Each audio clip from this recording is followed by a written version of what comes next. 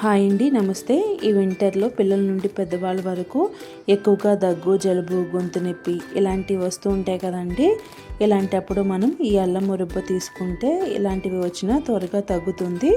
అలాగే మనకు ఒక ఇమ్యూనిటీ బూస్టర్ లాగా పనిచేస్తుంది. ముందుగా అల్లాన్ని క్లీన్ చేసి వాష్ చేసుకొని పీసెస్లా కట్ చేసుకొని ఫైన్ పేస్ట్లా మెత్తగా గ్రైండ్ చేసుకోవాలి. అల్లం క్వాంటిటీ వచ్చేసరికి నేను 1/2 kg కన్నా తక్కువే తీసుకున్నానండి. ఎందుకంటే ఇది ముదురు అల్లం అన్నమాట, కొంచెం ఘాటు ఎక్కువ ఉంటుంది. నాకు అల్లం పేస్ట్ ఒక 1/2 కప్ వచ్చింది. ఇప్పుడు పాకం చేయడానికి 1.5 కప్పు బెల్లం తీసుకోవాలి.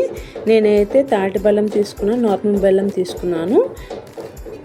మీకు ఏది అందుబాటులో ఉంటే ఆ బెల్లం తీసుకోవచ్చండి. కొలత మాత్రం ఇలా తీసుకోండి.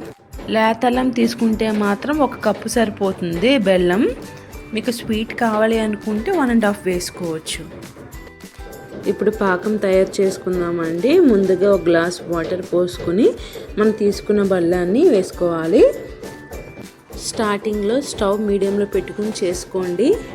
పాకం తయారవుతుంది అనగా అప్పుడు సిమ్లో పెట్టుకుని చేసుకుంటే సరిపోతుంది. చేసేటప్పుడు మనం ఎక్కడికి వెళ్ళకూడదండి, దగ్గరే ఉండి చేసుకోవాలి, లేకపోతే పాకం సరిగ్గా రాదు. స్టవ్ అనేది లో టు మీడియంలో అడ్జస్ట్ చేసుకుంటూ చేసుకోవాలి.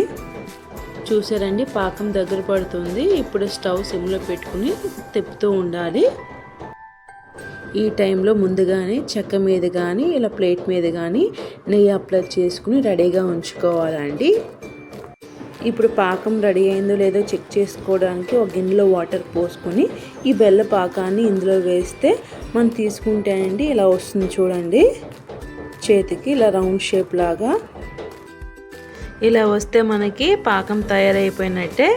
ఇప్పుడు మనం పేస్ట్ చేసుకున్న అల్లాన్ని ఇందులో వేసి 5 to 10 minutes ఈ అల్లం పచ్చివాసన పోయేంత వరకు ఇలా తిప్పుకోవాలండి. ఇందులోకి 1 స్పూన్ యాలకుల పొడి అలాగే చిటికెడు పసుపు వేసుకోవాలండి. ఈ అల్లం పేస్ట్ వేసిన నుంచి స్టవ్ అనేది సిమ్లో ఉంచుకోవాలి. మెయిన్గా ఈ రెసిపీ చేసేటప్పుడు చూసుకోవాల్సింది బెల్లం క్వాంటిటీ అండి. ఎక్కువైతే తీయలేం కదా, తగ్గితే మాత్రం మళ్ళీ పాకం చేసుకుని కలుపుకోవచ్చు. అందుకని చూసుకోండి.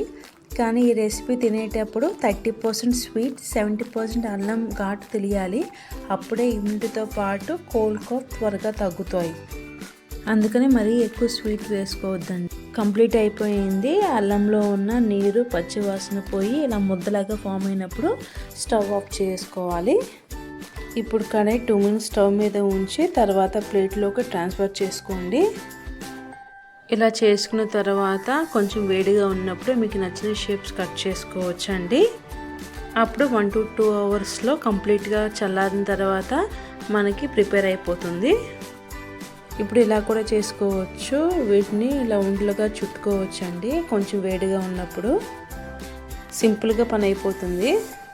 ఇవి 1 to 2 hours అలా ఉంచేస్తే చల్లారాక గట్టిపడిపోతుంది. ఉండలు చుట్టుకోవడం అయిపోయాక ప్లేట్లోకి వాటర్ పోసుకొని మార్నింగ్ కషాయం లాగా చేసుకోవచ్చండి. వాటర్ వేస్ట్ చేయొద్దు. అప్పుడు బాక్స్లో స్టోర్ చేసుకోండి. ఫ్రిడ్జ్లో పెట్టిన అవసరం లేదండి, నిల్వ ఉంటుంది. పిల్లలు తినడానికి ఇష్టపడరండి, ఎందుకంటే కొంచెం ఘాటు ఉంటుంది కదా. అందుకని వాళ్ళు తాగే పాలలో కానీ లేదంటే వాళ్ళు తినే అన్నంలో కానీ కలిపి పెట్టేయండి, లేదా వాళ్ళు ఆడుకునే టైంలో స్నాక్స్లా పెట్టేయండి. అప్పుడు పిల్లలకి ఇన్ఫెక్షన్స్ ఏమీ రావు, కోల్డ్ కాఫ్ కూడా త్వరగా రావు. రెసిపీ ట్రై చేసి కమెంట్ చేయండి. మీ ఫ్యామిలీ మెంబర్స్కి షేర్ చేయండి. ఈ వీడియో నచ్చితే తప్పకుండా లైక్ చేసి సబ్స్క్రైబ్ చేయడం మాత్రం మర్చిపోకండి.